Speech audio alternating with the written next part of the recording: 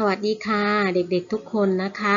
เรามาเจอกันอีกแล้วนะคะในคาบเรียนวิทยาศาสตร์นะคะเมื่อคาบที่แล้วนะคะเราได้เรียนรู้เรื่องสัตว์ไม่มีกระดูกสันหลังนะคะสัตว์ไม่มีกระดูกสันหลังมีทั้งหมดอยู่8กลุ่มนะคะแต่เราเรียนไปแล้ว5กลุ่มดังนั้นวันนี้นะคะเราจะมาเรียน3กลุ่มที่เหลืออยู่นะคะก็มีกลุ่มสัตว์ทะเลผิวหนังขรุขระนะคะกลุ่มหอยและหมึกนะคะพวกหอยและพวกหมึกต่างๆนะคะต่อไปกลุ่มสัตว์ที่มีขาเป็นข้อนะคะเด็กๆพร้อมกันแล้วนะคะไปเรียนกันเลยค่ะต่อไปนะคะเรามาดูกลุ่มแรกกันนะคะกลุ่มแรกเนี่ยอยู่ในกลุ่มพวกสัตว์ทะเลผิวขรุขระนะคะจัดอยู่ในไฟลัม Echinodermata นะคะสัตว์ทะเลผิวหนังขรุขระแสดงว่ากลุ่มนี้เนี่ยผิวหนังต้องขรุขระนะคะและก็อาศัยอยู่ในทะเลนะคะมาดูลักษณะสำคัญของสัตว์กลุ่มนี้กันนะคะผิวลำตัวนะคะมักเป็นหนามหรือว่าปุ่มหยาบนะคะขรุขระและแข็งเพราะนะคะมีสารพวกหินปูนนะคะเป็นองค์ประกอบนะคะ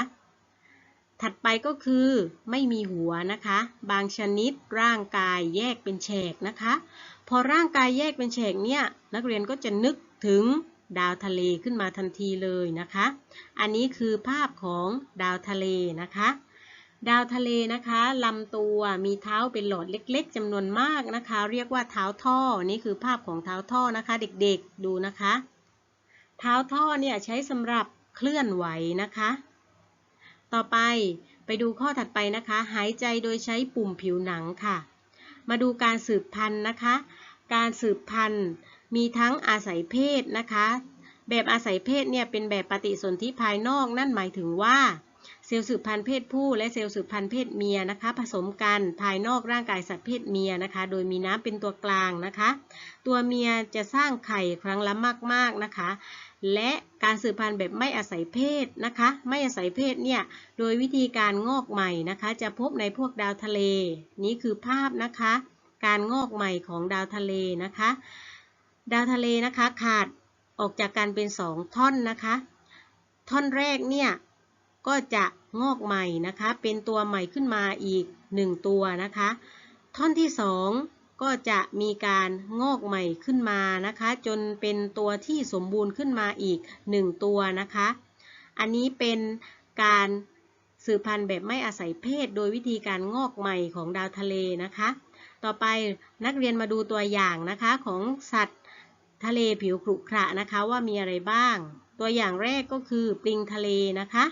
ตัวอย่างที่2ดาวทะเลนะคะเด็กๆชอบเรียกว่าปลาดาวนะคะแต่ความเป็นจริงเนี่ยดาวทะเลไม่ได้อยู่ในกลุ่มปลานะคะกลุ่มปลาเนี่ยเป็นสัตว์มีกระดูกสันหลังแต่กลุ่มดาวทะเลนะคะเป็นสัตว์ที่ไม่มีกระดูกสันหลังนะคะเด็กๆอย่าสับสนว่าดาวทะเลอยู่ในกลุ่มปลานะคะไม่ใช่นะคะต่อไปอีแปะทะเลนะคะภาพนี้คืออีแปะทะเลถัดไปนะคะเป็นภาพของพลับพลึงทะเลนะคะและสุดท้ายก็คือเม่นทะเลนะคะลำตัวของมันจะเป็นหนามนะคะเด็กๆต่อไปนะคะมาดูกลุ่มถัดไปนะคะเด็กๆกลุ่มนี้นะคะคือกลุ่มของหอยและหมึกทะเลนะคะ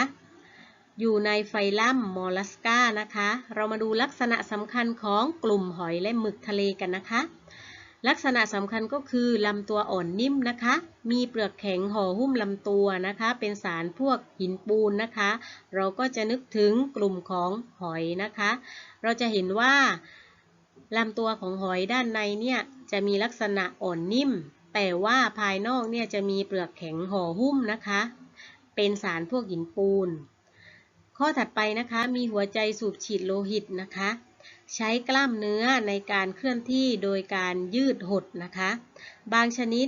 อยู่ในน้ำนะคะจะหายใจด้วยเหงือกส่วนบางชนิดเนี่ยอยู่บนบกหายใจด้วยปอดนะคะหายใจด้วยปอดก็เช่นพวกหอยทากนะคะหอยทากเนี่ยอยู่บนบกดังนั้นหอยทากเนี่ยจะหายใจด้วยปอดนะคะมาดูการสืบพันธุ์นะคะการสืบพันธุ์แบบอาศัยเพศนะคะมีทั้งปฏิสนธิภายในและภายนอกนั่นหมายถึงว่ามีทั้ง การปฏิสนธิภายในนั่นก็คือเซลล์สืบพันธุ์เพศผู้และเซลล์สืบพันธุ์เพศเมียผสมกันภายในร่างกายสัตว์เพศเมียนะคะส่วนภายนอกก็คือเซลล์สืบพันธุ์เพศผู้และเซลล์สืบพันธุ์เพศเมียนะคะผสมกันภายนอกร่างกายสัตว์เพศเมียโดยมีน้ำเป็นตัวกลางนะคะสัตว์กลุ่มนี้ก็จะมีกลุ่มของหอยและกลุ่มของหมึกนะคะกลุ่มของหอยนะคะครูก็ยกตัวอย่างเช่นหอยแครงหอยทากหอยสังนะคะหอยแมลงภู่นะคะหอยขมนะคะหอยโข่งพวกนี้หอยเชอรี่นะคะอยู่ในกลุ่มหอยส่วนพวกกลุ่มของหมึกนะคะกลุ่มของหมึกนะคะลำตัวของมันจะนิ่มเช่นเดียวกันมีโครงร่างแข็งอยู่ภายในลำตัวนะคะเวลาหมึกเคลื่อนที่เนี่ยก็จะใช้หนวดและการพ่นน้ำนะคะครูจะยกตัวอย่างสัตว์ในกลุ่มหมึกนะคะเช่นหมึกกระดองนะคะหมึกกล้วยนะคะแล้วก็หมึกยักษ์ค่ะต่อไปนะคะเรามาดูกลุ่มสุดท้ายแล้วนะคะนั่นก็คือกลุ่มของ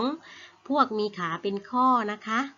พวกมีขาเป็นข้อนะคะอยู่ในไฟลัมอาร์โทรโพดานะคะเรามาดูลักษณะสำคัญนะคะของสัตว์กลุ่มนี้กันนะคะลำตัวเนี่ยจะแบ่งออกเป็น3ส่วนนะคะคือส่วนหัวส่วนอกและส่วนท้องนะคะมาดูภาพนะคะนี่คือภาพของแมลงนะคะแมลงมี6ขานะคะเด็กๆส่วนหัวนะคะนี่คือส่วนหัวต่อไปนี่คือส่วนอกและนี่คือส่วนท้องนะคะภาพที่2นะคะเป็นภาพของแมงมุมนะคะพวกแมงจะมี8ขานะคะเด็กๆส่วนหัวนะคะส่วนนี้ส่วนอกนะคะคือส่วนนี้นะคะส่วนท้องนี่คือส่วนนี้นะคะถัดไปมีเปลือกแข็งหุ้มลำตัวนะคะกลุ่มนี้จะมีเปลือกแข็งหุ้มลำตัวนะคะ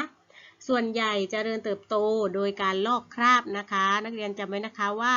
กลุ่มสัตว์ที่มีขาเป็นข้อนะคะจะมีการลอกคราบนะคะ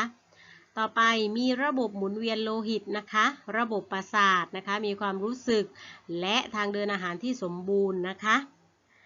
การสืบพันธุ์นะคะการสืบพันธุ์ของสัตว์กลุ่มนี้นะคะสืบพันธุ์แบบอาศัยเพศนะคะมีการปฏิสนธิภายในแล้วก็มีการวางไข่นะคะทีนี้เราไปดูตัวอย่างของสัตว์กลุ่มนี้นะคะ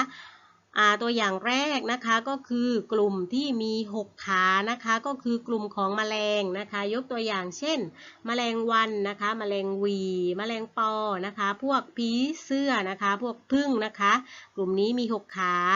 ถัดไปกลุ่ม8ขานะคะก็คือกลุ่มแมงนั่นก็คือกลุ่มของแมงมุมแมงป่องนะคะแล้วก็เห็บถัดไปกลุ่ม10ขานะคะ10ขาก็คือกลุ่มของกุ้งและก็กลุ่มของปูนะคะถัดไปพวกกลุ่มหลายขานะคะหลายขาก็เช่นกลุ่มของพวกอะไรคะพวกตะขาบนะคะแล้วก็พวกกิ้งกือนะคะกลุ่มนี้จะมีหลายขาค่ะในส่วนของใบงานวันนี้นะคะเด็กๆจะต้องใช้กระดาษ A4 นะคะและแบ่งออกเป็น3ช่องเท่ากันนะคะช่องแรกสัตว์จำพวกมีขาเป็นข้อนะคะตรงลักษณะสำคัญลูกก็จะต้องเขียนตามแบบของคุณครูนะคะแล้วก็เขียนยกตัวอย่างนะคะ